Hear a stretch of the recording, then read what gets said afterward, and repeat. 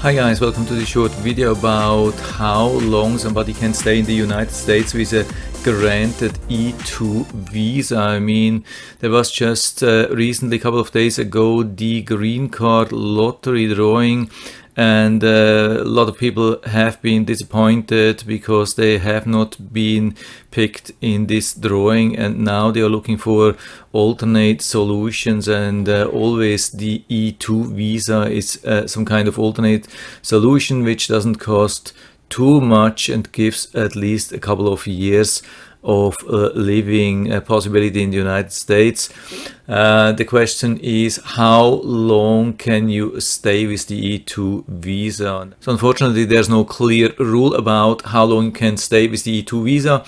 If you are applying for an E2 visa, they will tell you how long you can stay, and it's usually depending on from which country you are applying. There are certain countries where you usually only get 2 years, and from some other countries you'll get 5 years. Also, it's depending on what you're doing. I mean, E2 visa is like a business investor's visa, and it's also depending on what you're planning to do. I mean, when you file the E2 visa application, you have to tell what you're doing. You have to show usually already like a business which you are going to buy, of course conditional depending on the outcome of the E2 visa application.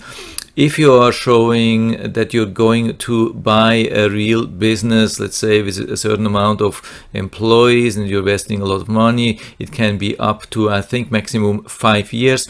If you are only showing that you have some money and you will invest into something and create a business later, then it's usually only going to be 2 years. This is what you'll find. I mean, it's not easy to find that, but I wanted to let you know. But that's definitely not all.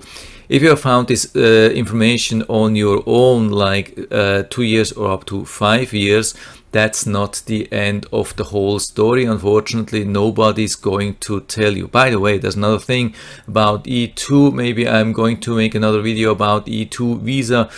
E2 visa, the experience with the E2 visa is usually, I would say, 90 or 95% of the cases a very negative one. Most of the E2 visa holders are really disappointed after a couple of years because they have to renew. They don't get a lot of rights. You have almost no rights. The only right you have is to pay your own bills, and you have to pay tax, and you have to pay even more tax than US citizens.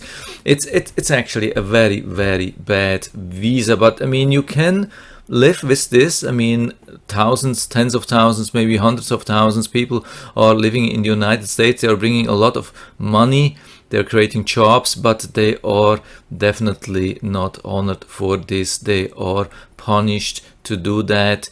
I'll tell you the honest truth.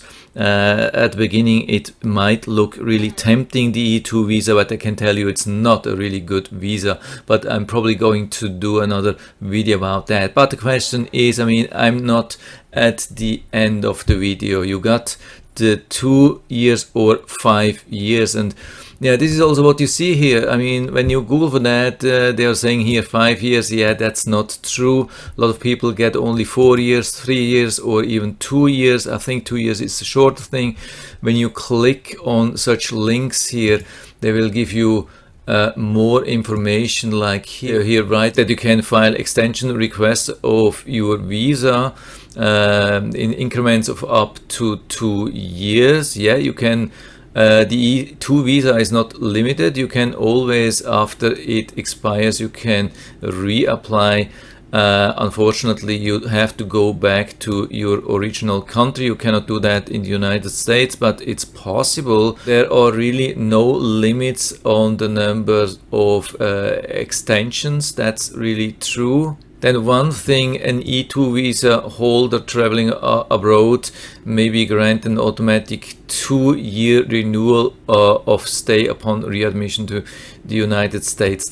I would highly doubt that. That's actually not true, unless I'm totally wrong. I have never seen that. The thing is more like you have to go abroad at least every 2 years. So if you have been granted like a 5-year E2 visa, you have to leave the United States after 2 years. I mean, actually before the 2-year thing.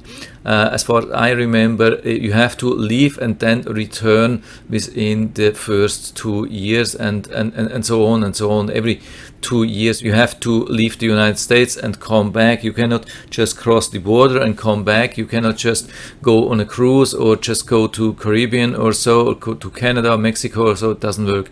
You really have to go a little bit further. Usually they expect that you return for a couple of days to your home country, and it does not extend your stay. It just extends the 2 years, but not the 5 years or the 4 years which you got. If you just got 2 years from the beginning, it won't extend this thing. If you had 2 years, it's 2 years. If you go back, it doesn't help. That's the thing here. But there's one thing, I would say 99% of all these pages are totally missing, and that's a real big thing here, and I hope you're still there.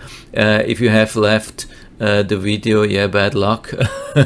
So the ones who stayed till here, they will benefit from this video.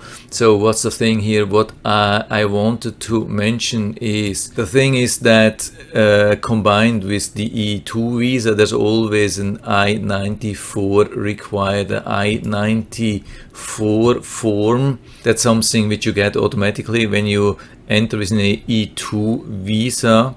Then the I-94 will be filled out. You have to make sure that the border agent is filling out the thing. That's really important, and this always gives you 2 additional years. So if you have like an E2 visa, you got it for 5 years, and you return really short time before the 5 years of the E2 visa expired, you return and you make sure that you got this I-94 form, you can stay for another 2 years. The thing is, you cannot leave the United States and return back, but you can legally stay for another 2 years.